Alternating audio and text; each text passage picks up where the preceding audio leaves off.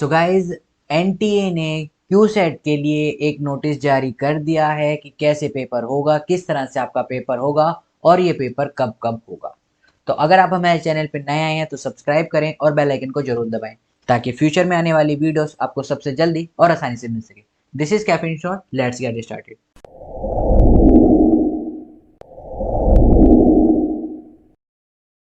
So guys NTA ने एक notice जारी कर दिया है और आप कह सकते हैं पूरा जो आपका कोरेंडम होता है वो उन्होंने आपके सामने दे दिया है कि जो आपका क्यू सेट होने वाला है वो कैसे होने वाला है और किस बेसिस पर होना है।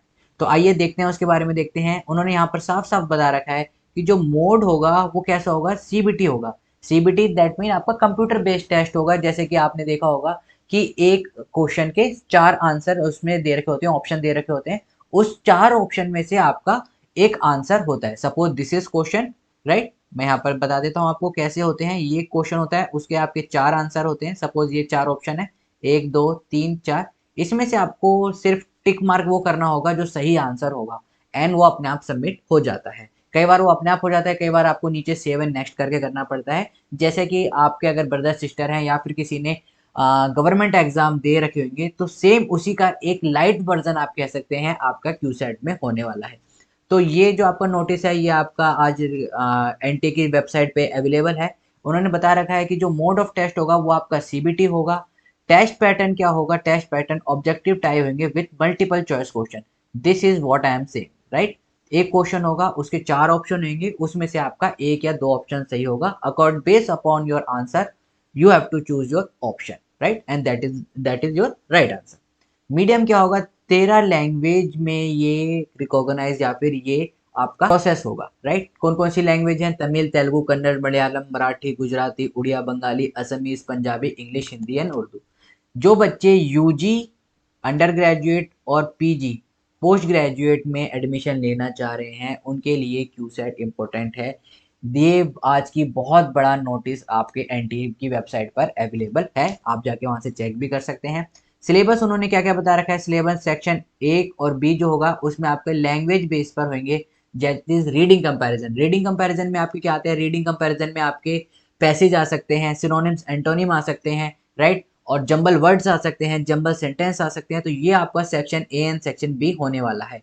सेक्शन बी में आपका क्या है, as per the NCERT module syllabus for the class 12। Now अब एनसीईआरटी की बात करते हैं कि जो आप कह सकते हैं जिसकी आपकी स्ट्रीम है। सपोज करिए आप आर्ट्स स्ट्रीम से हैं तो आपके आर्ट्स स्ट्रीम के बेस पर जो आपके एनसीईआरटी से क्वेश्चन हो सकते हैं वो पूछे जा सकते हैं। अगर आप साइंस स्ट्रीम से हैं तो based upon your NCERT of the class 12 they will ask you question on based on your NCERT class 12। Okay. Section 3 आपका क्या होगा, सेक्शन 3 आपका यहाँ पर देखिए जनरल नॉलेज हो सकती है, करंट अफेयर हो सकते हैं। बेसिकली वो क्या कर रहे हैं, आपकी जनरल मेंटल एबिलिटी को आपको रिकॉग्नाइज कर रहे हैं कि आपके पास क्या क्या है, राइट। न्यूमेरिकल एबिलिटी में आपके मैथ पूछे जाएंगे, क्वांटिटेटिव भी वही सेम होता है। क्वांटिटेटिव में बेसिकली आपकी क्या जाती है, simple interest, compound interest, percentage, ये सारे क्वेश्चन आ जाते हैं, राइट। लॉजिकल ज्योमेट्री, मेजरमेंट, ये सारा इन्होंने यहाँ पर सिलेबस भी आपको दे रखा है तो आप यहाँ से ये फॉलो कर सकते हैं। और अगर आप देखोगे काफ़ी सारे चैनल हैं जो इस चीज़ की प्रिपरेशन भी कराते हैं। इवन मैंने अपने चैनल पे भी कई वीडियो डाल रखी हैं, लेकिन वो काफ़ी हायर लेवल के हैं, राइट, यूजीसी लेवल के लिए या फिर आप बैंक लेवल के लिए। लेकिन उसी का मैं जैसे मैंने आपको बताया ये एक लाइट वर्जन है और ये काफ़ी अच्छी है। एक मैं कह सकता हूँ कि गवर्नमेंट की तरफ से इनिशिएट है। वाई?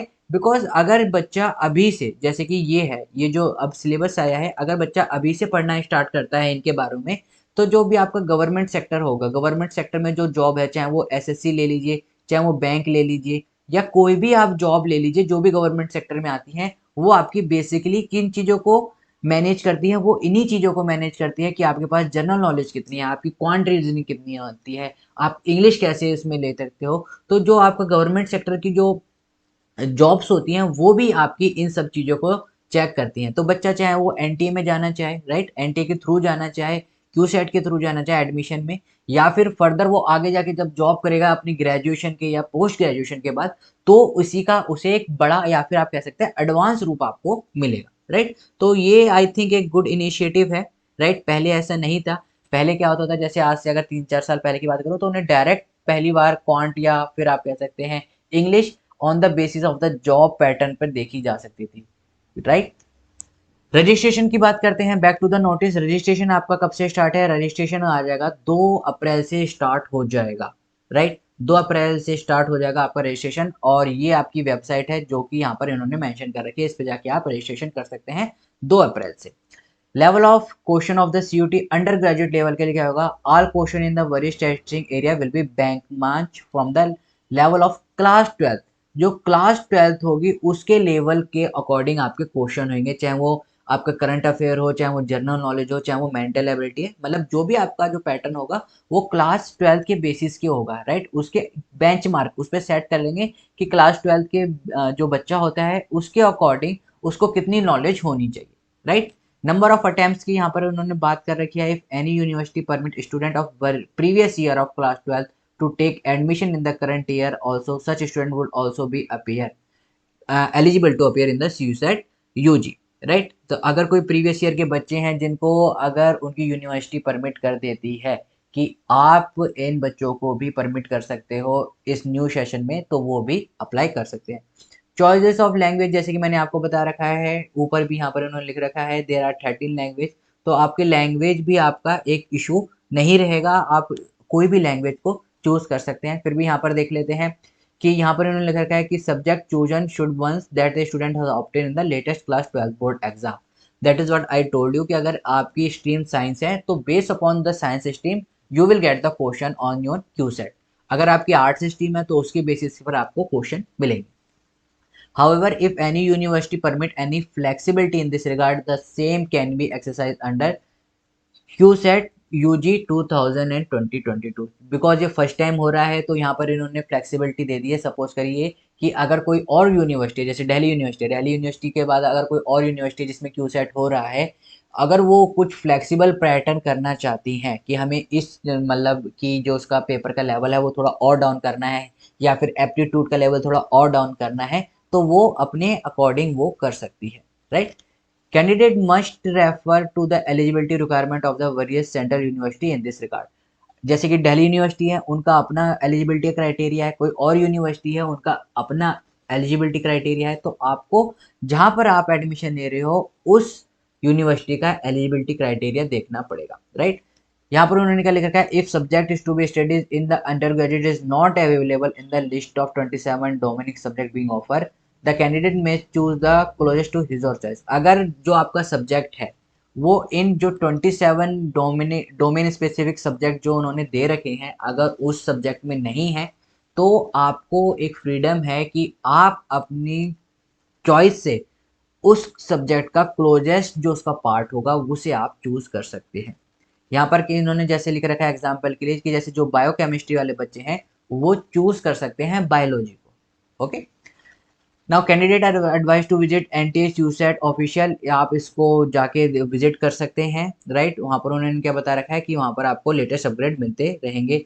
फिर भी अगर आपकी कोई क्वेरी होती है तो आप इस नंबर पे फ़ोन कर सकते हैं या फिर उन्हें आप इस नंबर पे मेल कर सकते हैं, राइट। हेल्पलाइन नंबर भी उन्होंने यहाँ पर दे रखा है, ईमेल भी आपको दे रखा है। तो इस तरह से मैं बस यही बताना था आपको कि क्यू सेट की गाइडलाइंस आ गई हैं 2 तारीख से, 2 अप्रैल से आपका ये स्टार्ट हो जाएगा प्रोसेस, आप इसमें भर सकते हैं। एंड आई थिंक कि आपका अप्रैल एंड या फिर मई के फर्स्ट या सेकंड वीक में या मिड मई तक आपका जो एग्ज़ाम है वो भी कंडक्ट हो जाएगा। तो अगर आप एडमिशन लेना चाहते हैं अंडर ग्रेजुएट कोर्सेज के अंदर, तो अभी से इन सारी चीज़ों को पढ़ना स्टार्ट कर दीजिए। करंट नॉलेज थोड़ा क्वांट में आपको देखने चाहिए, जैसे कि आप क्वेश्चन देखेंगे तो थोड़े लेवल के हो जाते हैं कि अगर ए से बी 10% ज़्यादा है और बी से सी फिर दोबारा 10% ज़्यादा है तो ए से सी कितना परसेंट ज़्यादा होगा, इस तरह के क्वेश्चन आप देख सकते हैं। ये क्वेश्चन मैंने अपने चैनल पे भी करवा रखे हैं, तो आप उनका बेसिक लेवल एक चेक कर सकते हैं, राइट। और अलग चैनल पे भी आप यूट्यूब के थ्रू से हेल्प ले सकते हैं। तो इस वीडियो में इतना ही था, और ये जो आपका पूरा जो नोटिस है ये मैंने टेलीग्राम चैनल पे पहले ही शेयर कर दिया है, तो आप वहाँ जाकर भी इसे देख सकते हैं या फिर डाउनलोड कर सकते हैं, और ईजिली जब भी आपको टाइम मिले तब आप पढ़ सकते हैं। नहीं तो आप वीडियो के थ्रू मैंने आपको एक एक लाइन या और एक एक चीज़ आपको यहाँ पर बता दी। So we will meet in the next video. Till then, keep smiling, keep gathering lots of memory. This is Caffeine Shot. Have a great day. Thank you all of you.